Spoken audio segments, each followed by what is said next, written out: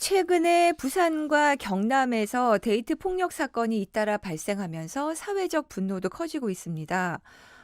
진짜 그 영상 보니까 너무 끔찍하던데요.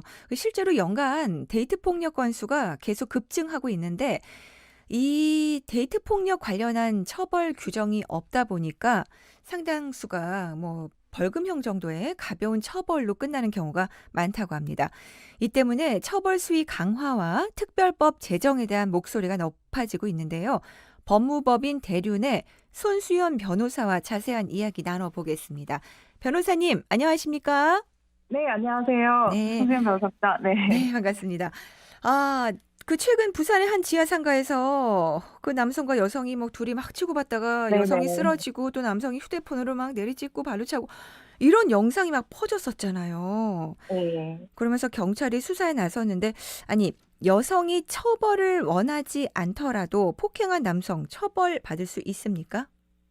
네, 저도 뭐 해당 영상을 본 후에 큰 충격을 받았습니다. 근데 우선 네. 남성에 대한 처벌은 그 어떤 제명이 적용되느냐에 따라 완전히 달라지는데요. 네. 만약 폭행죄로 적용이 된다면 그 현행법상 폭행죄는 반의사 음. 불벌죄입니다. 그러니까 피해자가 원하지 않으면 처벌이 되지 않고요. 그래서 아. 폭행죄로 처벌이 되지 않을 가능성도 있는데, 음. 하지만 개인적으로 그 해당 영상을 봤을 때 남성이 휴대폰으로 여성을 수차례 그 폭행을 하는 장면도 있었잖아요. 네.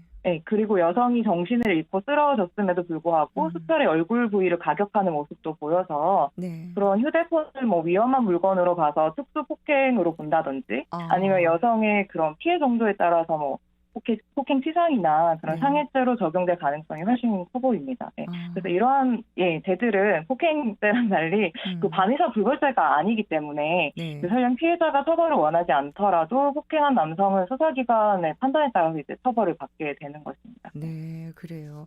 어, 그러니까 휴대폰을 뭐 무기로 인정받으면 특수폭행이 돼서 여성이 뭐 처벌 원하지 않습니다. 이래도 처벌받는다는 얘기죠? 예, 예. 맞습니다. 그 데이트 폭력 신고 건수가 나날이 증가하고 있는 추세라면서요. 예, 그럼에도 맞습니다. 불구하고 신고 건수는 증가하는데 검거 비율이나 구속 비율은 줄어든다. 이유가 뭐라고 보십니까? 네, 현재 일단 우리 법에는 그런 데이트 폭력만을 규정하는 법률이 정비되어 있지 않은 상황입니다. 그래서 연인 음, 간에 일어난 폭행이라든지 뭐 상해와 같은 범죄들이 네. 그냥 일반인 모르는 사이에서 일어난 범죄와 동일하게 적용이 되고 있어요. 그래서 음, 뭐 상해죄나 폭행죄 그런 기본 형법으로 적용되는 경우도 있고 네. 다른 특별법을 적용하는 경우도 있습니다. 근데 다만 이제 그 문제가 연인 간에 일어난 일은 이제 두 사람이 있는 장소에서 발생할 확률이 높고 네. 그렇다 보니까 증거가 충분하지 아, 않아서 그 증거가 명확하지 않으면 이제 또 구속 같은 신체 자유를 제한하는 것도 쉽게 이루어질 수가 없거든요. 그래서 네. 구속이 힘든 부분이 있습니다. 네. 그렇죠. 이번 같은 경우 어떻게 거기 지하상가 CCTV 찍혀서 이렇게 알려진 거고요. 예. 보통은 뭐 둘만의 이렇게 장소에서 일어난 경우가 많아서 증거가 부족한 경우가 많군요. 이 데이트 폭력의 경우에 일반 범죄와 다른 특수성이 있잖아요. 그러니까 네네. 피해자가 범죄로 인식하지 못할 가능성도 있고, 그리고 계속 만나다 보니까 또 지속적으로 일어날 가능성도 크고요. 예, 맞습니다. 그 데이트 폭력은 이제 신뢰 관계를 전제로 하는 그 연인 간에 일어난다는 점에서 그 네. 가해 행위가 발생을 하더라도 음, 피해자가 피해로 인식을 못하는 경우도 대부분이고요. 네. 그리고 조금 전에 이제 말씀을 드린 것처럼 그 데이트 폭력 같은 경우 이제 두 사람이 있는 공간에서 은밀하게 발생을 하기 때문에 예. 증거 수집이 더욱 힘들다는 점이 있습니다. 음, 그리고 뭐 나아가서 이제 피해자들이 보복을 당할까봐. 아, 왜냐하면 이제 가해자들이 신상을 다 알고 있지 않습니까? 그렇죠. 예. 그래서 가해 행위에 대한 정확한 판단을 또 하지 음, 못해요. 피해자들이 계속 당한 거라서. 그래서 이제 네. 신고를 꺼려하는 경향이 강하기 때문에 가해자로부터 이제 뭐 지속적으로 반복적으로 상당 기간 이루어진 후에 이제 범죄가 음, 발각이 되고 네. 그렇기 때문에 또 증거가 희석이 되고 그래서 음. 더욱더 또 처벌이 힘들다는 이런 특수성이 있습니다. 아, 그렇군요. 이게 딱 폭력인지 바로 인식하는 그런 판단력이 참 중요하겠어요. 예, 좋아하는 우리 오빠가 한번 실수한 거 이거 안 되는 거잖아요. 그렇죠? 자, 그렇죠. 근데 현행 법에서는 데이트 폭력에 대한 개념 정의조차 제대로 되어 있지 않고 또 처벌 규정도 약한 상황이라고요. 예, 그 현행법에서는 그 데이트 폭력의 개념이 명확하지가 않고 네. 관련법이 이제 전무하다 보니까 연인 간에 발생한 범죄라고 하더라도 일반 형법이나 아니면은 뭐 성폭력 범죄 처벌법에 관한 특례법, 그다음에 가정폭력 범죄 처벌에 관한 특례법이 이제 적용이 되고 있습니다. 네. 근데 이제 특히 넓은 범주에서 데이트 폭력이라고 볼 수도 있는 스토킹 행위 같은 경우에도요. 그 행위 태양에 따라 조금 다르지만 기본적으로 경범죄의 종류로 모아서 10만 원 미만의 벌금이나 아니면은 뭐 구류, 가료의 형으로 아주 약하게 처벌이 되고 있는 실정입니다. 네. 네. 그리고 또 처벌 뭐 너무 네. 약하네요. 네. 그렇죠. 그래서 이제 데이트 폭력은 그 가정 폭력이랑 또 다르게 결혼이 아닌 연인 간에서 일어나는 일이잖아요. 네네. 그래서 형사상으로도 또 접근 금지 가처분을 하기도 쉽지가 않고 규정이 없습니다. 그리고 그러면 민사적으로 접근 금지 가처분으로 가야 되는데 이거 역시 뭐 수개월이 걸리고 있어서 실효성에 제한이 많다 보니까 실제로 피해자들이 보호가 거의 안 되고 있는 상황입니다.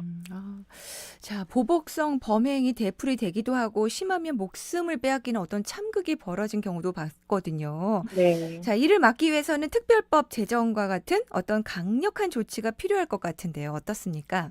예, 맞습니다. 정말 필요하고요. 그리고 네. 앞서 말씀드린 것처럼 그 데이트 폭력만을 규율하는 관련법이 없어서 네. 가해자를 처벌하는데 이제 현행법만으로는 한계가 분명히 존재합니다. 그 외국 사례에서도 알 수 있듯이 뭐 데이트 폭력 범죄는 재범률도 상당히 높아서 이런 구체적인 규율이 확실히 필요한 상황이고요.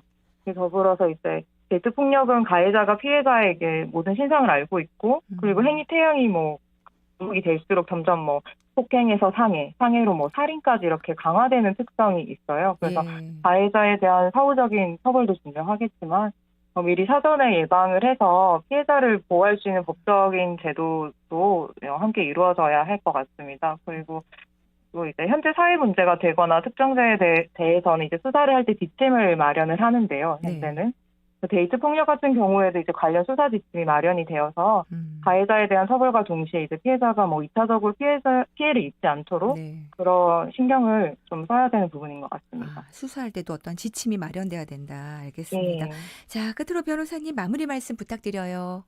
네, 최근 뭐 지하 상가, 부산 지하 상가에서 일어난 일들이 뭐 분명히 데이트 폭력이다. 그 단면만 봐서 이렇게 규정을 하기는 어렵겠지만요. 네. 그럼에도 해당 사건으로 뭐 신뢰관계가 바탕이 되는 연인 같은 긴밀한 사이일지라도 네. 충분히 범죄 행위가 발생할 수 있다는 사실만큼은 이제 알 수 있는 계기가 된 사건이 아닌가 싶습니다. 네. 그래서 빠른 시일 내에 관련법이 제정이 되어서 정비가 되어서 이제 피해를 당했음에도 법적인 보호를 받지 못하는 그런 피해분들이 없었으면 하는 바람입니다. 네, 그렇습니다. 오늘 말씀 잘 들어봤습니다. 감사합니다. 네, 감사합니다. 네. 지금까지 법무법인 대륜의 손수연 변호사와 함께 했습니다. 자,